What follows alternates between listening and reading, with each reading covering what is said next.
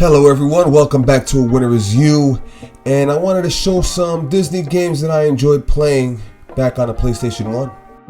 First on the queue is Disney and Pixar's A Bug's Life, developed by Traveler's Tales, and I chose this game because, man, it's a really good early 3D platformer. Look at the great use of color, the great textures.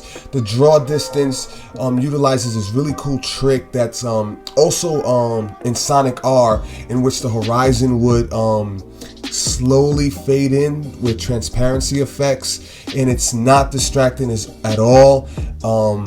It is noticeable now because of the modern gaming techniques are a lot more lush and powerful, but man, at the time this was it. Great mechanics, like they're really interesting because as Flick you would go through levels creating all these different types of weapons and platforms with different types of seeds, and you would mix them, match them up to create high platforms and stuff like that. It's such a great game. Don't pass it up. Next on the queue we have The Lion King Simba's Mighty Adventure, and what I enjoyed from playing this game is that you actually you're playing through two movies of the Lion King saga. You'll be playing through the original film, in which Scar is the main villain, and in the second film, Simba's Pride, which Zira is the villain of that one.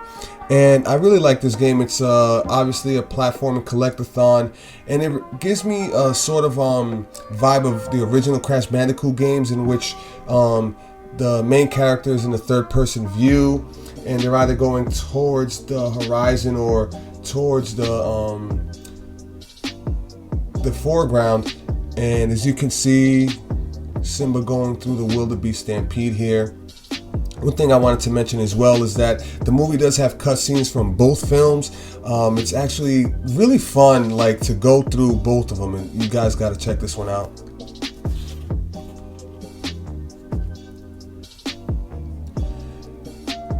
This is an interesting one. Disney's Story Studio featuring Mulan.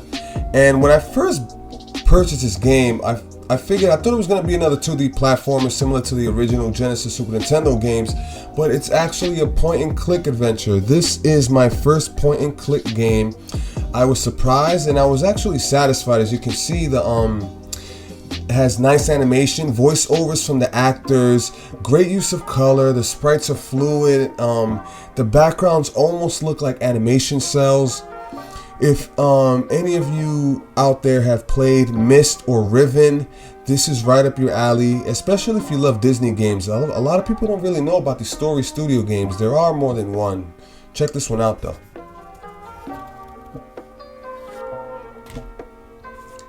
This is a fun game here.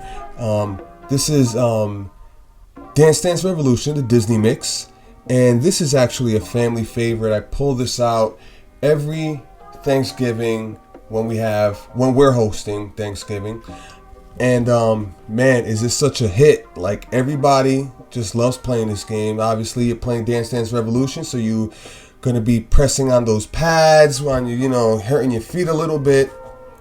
But there's a lot of great songs. Everything is remixed here, like songs from Mary Poppins, Zippity Doodah's in here. Such a lot of fun playing this game. If you are a Dance Dance Revolution fan and you don't have this game, it is quite challenging. As you can see the steps on the screen here when Donald's being a DJ.